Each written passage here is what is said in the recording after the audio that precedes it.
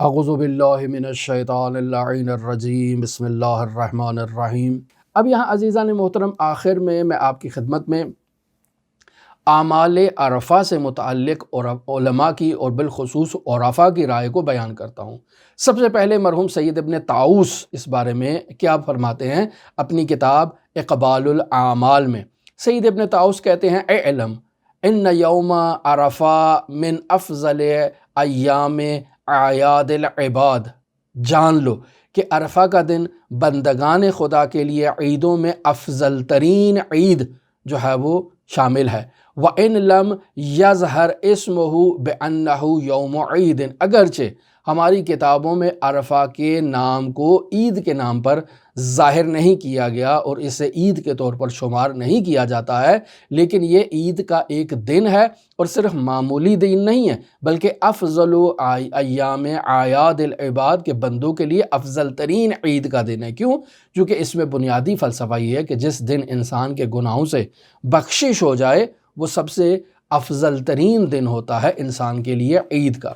اب سید کیا فرماتے ہیں؟ سید فرماتے ہیں فقد ظہر انہ یوم سعید، یہ ظاہر ہو گیا کہ عرفہ کا دن ایک سعید دن ہے، ایک مبارک دن ہے۔ دعا اللہ جل جلالہ عبادہ فیہ الی تحمیدہ و تمجیدہ، کہ اس دن اللہ نے اپنے بندوں کو دعوت دی ہے کہ وہ اس صحرائے عرفہ میں آئیں اور آ کر اللہ کی حمد و ثنا کریں اور اللہ کی تمجید کریں۔ وَوَعَدَهُمْ، اور اللہ نے اپنے ان بندوں سے وعدہ کیا ہے بِإِطْلَاقِ عَامٍ لِجُودِهِ، کہ اللہ نے اپنی بخشش کا اور اپنی جود کا ایک عمومی پوسٹر لگا دیا ہے اور اعلان کر دیا ہے کہ جو بھی عرفہ کے دن آئے گا، عرفہ کے دن اللہ کی بارگاہ میں، چاہے وہ صحرائے عرفہ میں موجود ہے چاہے وہ صحرائے عرفہ میں نہیں ہے، جہاں کہیں بھی ہے، جو کوئی بھی اللہ کی طرف اس عرفہ کے دن رجوع کرے گا، اللہ اس کے لیے اپنی جود و بخشش کے دروازوں کو اور خزانوں کو کھول دے گا۔ وَإِنْجَازِ وَعْدِهِ، اور وہ اپنا وعدہ پورا کرنے کا عرفہ کے دن اعلان کرتا ہے۔ وَوَعَدَ فِيهِ، اور اللہ نے وعدہ کیا ہے کہ اس دن عرفہ کے دن بغفران الذنوب، کہ اللہ جو اپنے بندوں کے گناہ ہیں ان گناہوں کو معاف کرے گا۔ وَسَتْرِ العیوب، اور اپنے بندوں کے عیبوں کو اللہ پردہ پوشی کرے گا اور ان کو چھپا دے گا۔ وَتَفْرِیجِ الکروب، اور اللہ جو بندوں کے وجود میں غم موجود ہیں، جو ہم موجود ہیں، اللہ ان ہم و غم کو برطرف کر کے اس بندے کے لیے کشادگی ایجاد کرے گا، یہ اللہ نے وعدہ کیا ہے۔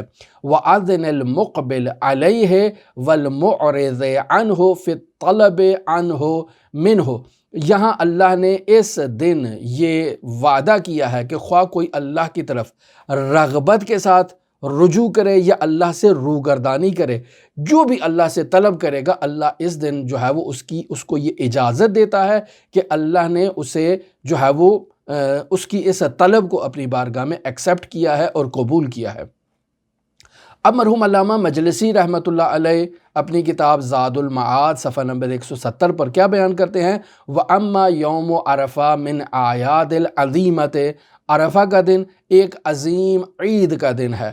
وَمَنْ وَفَّقَ لِلْحُضُورِ فِي عَرَفَاتٍ، اور جو کامیاب ہو جاتا ہے جسے اللہ یہ توفیق اور سعادت بخشتا ہے کہ وہ عرفہ کے دن صحرائے عرفات میں حاضر ہو جائے، فَهُنَاكَ عَدْئِيَةٌ، تو وہاں کچھ دعائیں ہیں، وَعَمَالٌ كَثِيرَةٌ، اور وہاں اس کے لیے کچھ کثیر اعمال ہیں جسے اس نے وہاں پر انجام دینا ہے۔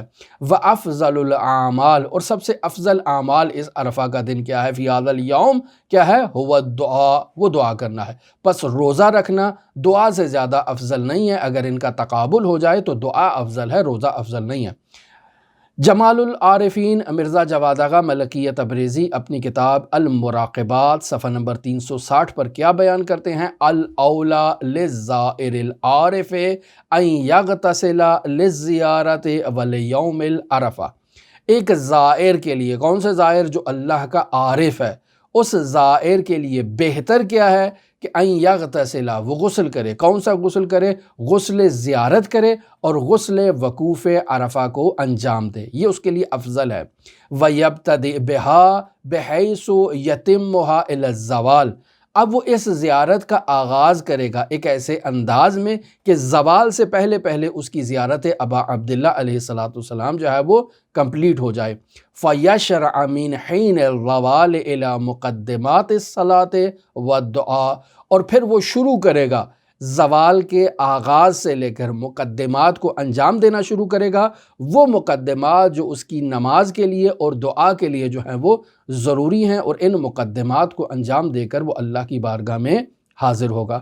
یہ عزیزان محترم روز عرفہ سے متعلق اور سرزمین عرفات سے متعلق، مشعر الحرام سے متعلق اور منی سے متعلق وہ اعمال جو ایک حاجی کے لیے انجام دینا ضروری ہیں، اور در واقع یہ حاجی ان اعمال کو انجام دے کر اللہ کی طرف سفر کرنے میں اور اللہ سے ملاقات کا فیض حاصل کرنے میں کامیاب ہو سکتا ہے۔ لہٰذا ایک اللہ سے ملاقات کرنے والے سالک اور وہ انسان جو اللہ کی طرف سفر کر رہا ہے، اس کے لیے ان اعمال کی طرف توجہ کرنا، اگر وہ وہاں ہے تو بطور خاص اس کے لیے توجہ کرنا، اور اگر وہ وہاں جو ہے وہ نہیں ہے سرزمین عرفات میں، مشعر میں، منی میں، تو جہاں کہیں بھی وہ ہے وہ ان اوقات کو، ان لمحات کو غنیمت شمار کرے اور ان لمحات کو اللہ تک پہنچنے کے لیے ایک وسیلہ اور اللہ سے ملاقات کا ایک راستہ تصور کرے، اور اس کے فیض سے وہ خود کو محروم نہ کرے تاکہ اللہ کی ملاقات کے رتبے پر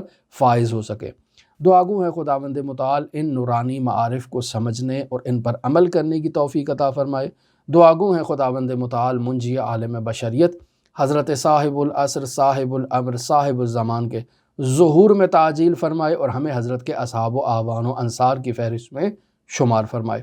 اللہم صلی علی محمد و آل محمد وعجل فرج قائم آل محمد۔